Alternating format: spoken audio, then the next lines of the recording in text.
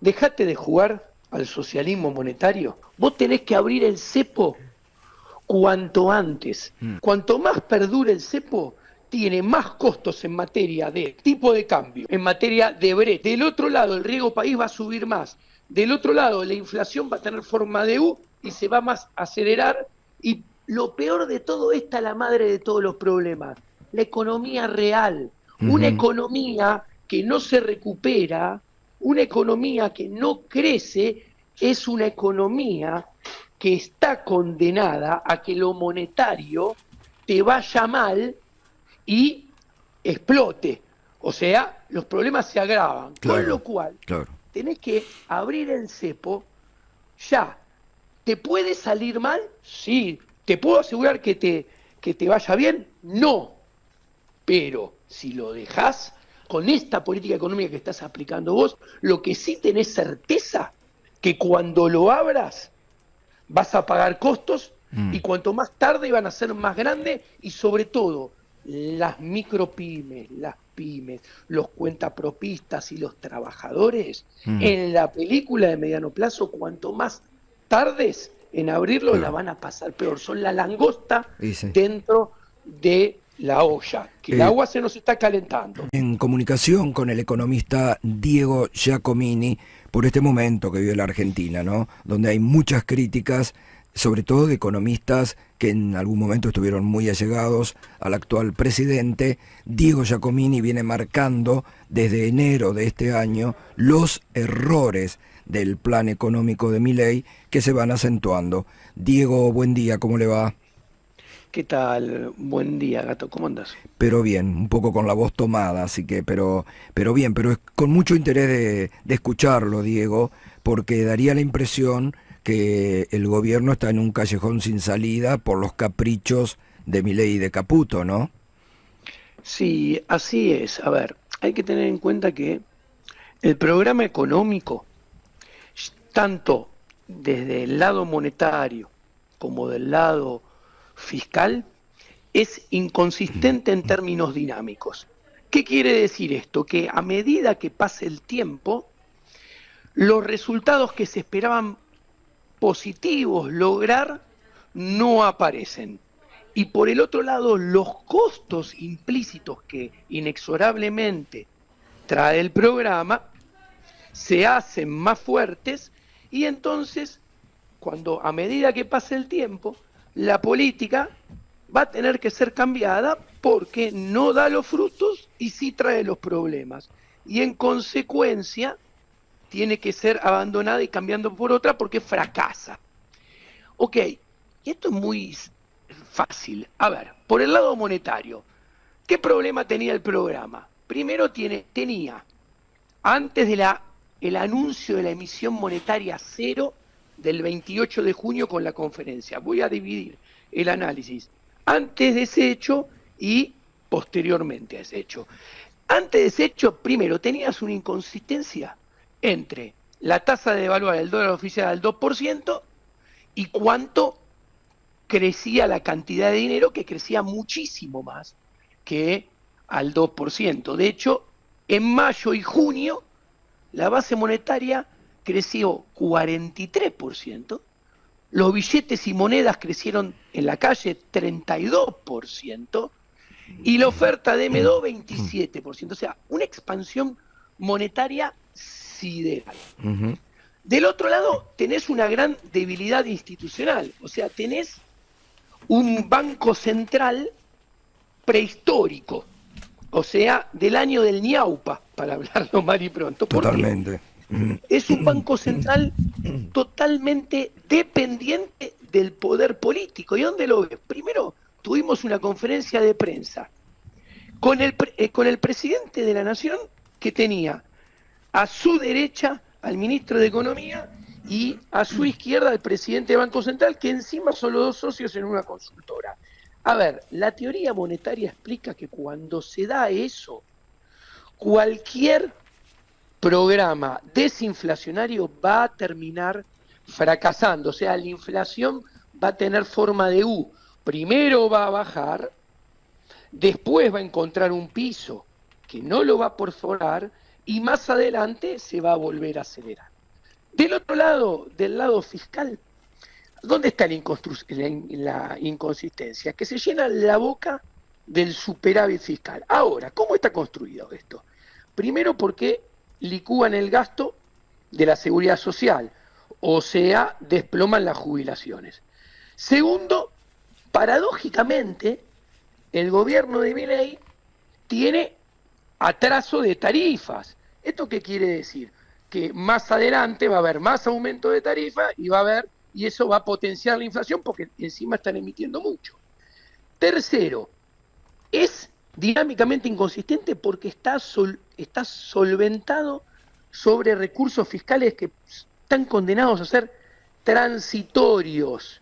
¿Por qué? Porque están construidos sobre el impuesto país, que antes era 1.5 de la recaudación y ahora es 1.7, perdón, 7% de la recaudación, o sea, de 1.5 a 7. ¿Esto qué quiere decir? Que si quieren levantar el cepo, porque para que haya inversión, no siga la economía en depresión, tienen que levantar el cepo.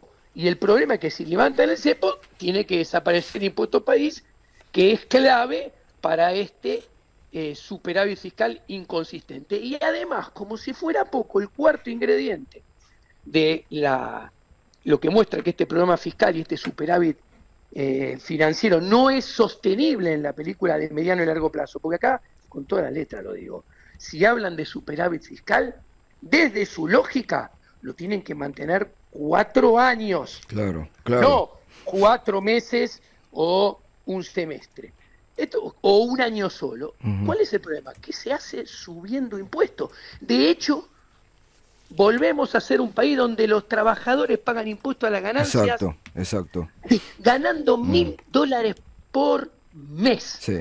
Lo cual es una locura. Es una locura. ¿Ok? Total. Ahora, Diego, sí. Me parece muy interesante el análisis hasta ahora. Usted dice, este es un modelo que no conduce a nada, que ha fracasado. Ahora, el presidente no solamente lo sostiene todos los días a Caputo, sino que habla de profundizar este modelo, la inflación cero. ¿Cuál sería la salida? Porque algunos incluso están hablando de una dolarización endógena que estaría pensando Milei para salvar las papas. Bueno, esto es muy interesante, porque la dolarización endógena quiere decir que no dolariza el gobierno, sino dolariza la gente. Y para que dolarice la gente, ¿qué tiene que pasar? Que todos los argentinos que tengan ahorros en dólares guardados fuera del sistema, todos juntos decidan sacar sus dólares a la calle para llenar e inundar la economía argentina de dólares. Esto, de hecho, es increíble, porque si esto fuese posible, paradójicamente, el socialismo hubiera triunfado. Porque, ¿qué quiero decir? Ustedes fíjense, el gobierno de Milei, que habla pestes del socialismo, está haciendo socialismo macroeconómico en general, porque quiere, mira, que la inflación baje a 2, para que se junte con el crawling peg que él pone a dedo a 2, para después él bajar la tasa de interés a dedo a 2. Claro. Y si todo eso le da, promete él abrir el tipo, levantar el cepo. Claro. ¿Dónde se ve que es socialismo? Que él quiere no solamente manejar toda la variable de la economía, sino quiere y necesita que todo el público al mismo tiempo actúe en forma coordinada como ellos necesitan que actúen. Ahora, Diego, atenti, porque yo recuerdo todos los días, usted creo que fue febrero de este año, cuando vino a Minuto 1, dijo, el gobierno viene por los dólares de la clase media. Lo dijo así, patente fue. Ahora, Caputo el otro día dijo, van a tener que pagar los impuestos en dólares. Es como que están obligando a la gente a que saque los dólares, venda los dólares. Bueno, pero acá está el germen del fracaso. Porque ¿qué piensa? Que la gente como corderos van a ir al corral, o como vacas van a ir al corral y van a poner la cabeza y van a escupir sus ahorros, porque hay que entender esto, escupir, uno para qué ahorra, uno ahorra para consumir más en el futuro y mantener su nivel de vida al futuro. Entonces, si uno escupe los ahorros, en realidad está disminuyendo su consumo futuro, perjudicando y disminuyendo su nivel de vida y calidad de vida en el futuro. Entonces, fíjese esto, Caputo necesita, primero, cuando yo digo que es socialismo y comunismo monetario, él quiere que la gente desahorre, esté dispuesta a consumir menos en el futuro y esté dispuesta a perder de calidad de vida en el futuro para él cobrar impuestos. Yo realmente creo que va a haber mucha gente que no va a estar dispuesto a hipotecar su futuro para que Caputo sostenga artificialmente la recaudación. Claro. Y puede pasar, y es lógico porque la gente se defiende de las políticas económicas, obvio. Puede pasar que la gente no actúe como Caputo quiere. Ahora, entonces la gente prefiere correr el riesgo y evadir un poco más, porque aparte necesita evadir un poco más para mantener su calidad de vida, porque el cerrojo de este gobierno es atroz. Es atroz. Ahora, si pasa eso, cae la recaudación. Si la recaudación cae, se esfuma o se pone bajo riesgo el superávit fiscal. Ahora, si se pone bajo riesgo el superávit fiscal, cae la credibilidad, la reputación y volvemos al principio. La política fracasa y tiene que ser cambiada. Bueno, pero a ver, supongamos que en un rapto de, no sé, de conciencia o racional, el presidente recuerda su amistad con usted de 15 años, que participaban de trabajos económicos conjuntos, de libros, lo llama mañana y le dice: Diego, ¿qué tengo que hacer? Sácame de este brete. Mira, yo le diría esto, mira, Javier, dejate de jugar al socialismo monetario y al socialismo macroeconómico, porque vos tenés bien en claro que el socialismo monetario fracasa y lleva mal resultado. Entonces, Javier, yo no te puedo asegurar nada, no te puedo prometer nada, no quiere decir que te va a salir bien, pero tenés que correr el riesgo. Vos tenés que abrir el cepo cuanto antes, porque vos cuando no abras el cepo, simplemente cuanto más perdure el cepo, tiene más costos en materia de tipo de cambio, en materia de brecha, o sea, va a subir más el dólar, se va a ampliar más la brecha. Del otro lado, el riesgo país va a subir más. Del otro lado, la inflación va a tener forma de U y se va más a acelerar. Y lo peor de todo, esta es la madre de todos los problemas, la economía real. Una economía que no se recupera, una economía que no crece, es una economía que está condenada a que lo monetario te vaya mal y explote. O sea, los problemas se agravan. Con lo cual, tenés que abrir el cepo ya. ¿Te puede salir mal? Sí. ¿Te puedo asegurar que te vaya bien? No. Pero si lo dejás con esta política económica que estás aplicando vos, lo que sí tenés certeza, que cuando lo abras vas a pagar costos y cuanto más tarde van a ser más grandes y sobre todo las micropymes, las pymes, los cuentapropistas y los trabajadores, en la película de mediano plazo, cuanto más tardes en abrirlo, la van a pasar peor. Son la langosta dentro de la olla, que el agua se nos está calentando. Sí, claro que se está calentando. Diego, por último, ¿usted cree que puede llegar el gobierno a algún tipo de corralito frente a la falta de pesos y dólares? Mire, concretamente, el gobierno se sigue emitiendo y hay expansión de los agregados monetarios, sigue siendo muy fuerte. O sea, la emisión cero es mentira. A ver, concretamente, la base monetaria en lo que va de julio creció 20%. Los billetes y monedas en la calle crecieron 18.3% en lo que va de julio. Y esto es lo que explica por qué el blue no bajó nada. ¿Por qué? menciono esto? Porque lo único que ha habido es que en lo que va de julio, perdón, dejaron de caer los depósitos a la vista, o sea, caja de ahorro, Sí. dejaron de aumentar los depósitos, caja de ahorro y cuenta corriente, y empezaron a caer, porque la gente volvió a armar plazos fijos. Y como volvió a armar plazos fijos, eso es lo que permitió que se le sacara presión al MEP y se le sacara presión al contado con liqui. Ahora bien, la tasa de interés efectiva que pagan por un plazo fijo es 41%. Es equivalente a una inflación de 2.5 mensuales, redondeando. ¿Esto qué quiere decir? Que si la gente no ve que ya enseguida la inflación no baja a 2.5%, que yo creo que no va a suceder, ese cambio circunstancial de julio que alivió al dólar MEP y al contado con liqui, que es que se volvieron a hacer plazos fijos, se va a revertir de vuelta y va a aparecer la presión primero sobre el blue y después sobre el MEP y el contado con liqui, y van a estar en problemas, y hay riesgo que esto pase. Esto es un parche al programa original. Porque, a ver, Milei decía desde un comienzo, no voy a emitir nada. Sí. Entonces, y eso no fue verdad.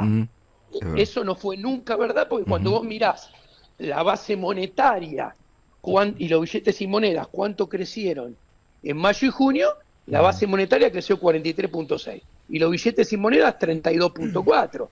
Cuando lo ves en el gobierno, desde que asumió, crecieron 180% y 125% respectivamente. Entonces, ¿qué quiero decir? Que esta situación, que no hay emisión cero, difícilmente permita que la inflación baje a 2.5 mensual, ya rapidísimo, y cuando la gente se dé cuenta que eso no sucede, de vuelta vuelva a correr contra el dólar y se vuelva a agrandar la brecha, que entre paréntesis no bajó casi nada. Y no, está ahora en el casi 60%, ¿no? Es más, se lo resumo. Cuando yo hago el promedio de dólar blue, de contado con liqui y MEP, cuando se anunció la emisión cero el 28 de junio en la conferencia, la brecha era 42.4. Y el dólar promedio de los tres era 1.354 pesos. Ayer, 24, o sea, 25 días después, la brecha es la misma. En lugar de 42.4 es 42.2. Y el dólar promedio de los tres subió un poquito. Subió de 1.354 a 1.376. O sea, la emisión cero, lo único que hizo es mantener la brecha sin moverse y que el dólar subiera 20 pesitos, nada más. Claro, antes venía subiendo 100, 200. Si esto es el resultado de los primeros 20 días, yo creo que esto no va a durar 3 meses. ¿Se entiende? Porque el problema es la economía real. Hay un dólar que no le sirve ni a los que exportan, a los que producen para exportar, ni a los que producen para el mercado interno. Con lo cual las expectativas de devaluación son fuertes.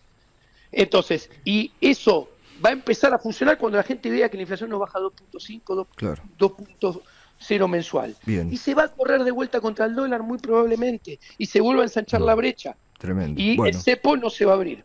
Gracias, Diego, la verdad que clarísimo, muy claro. Un abrazo grande, que tenga buen día. Muchas gracias. Gracias.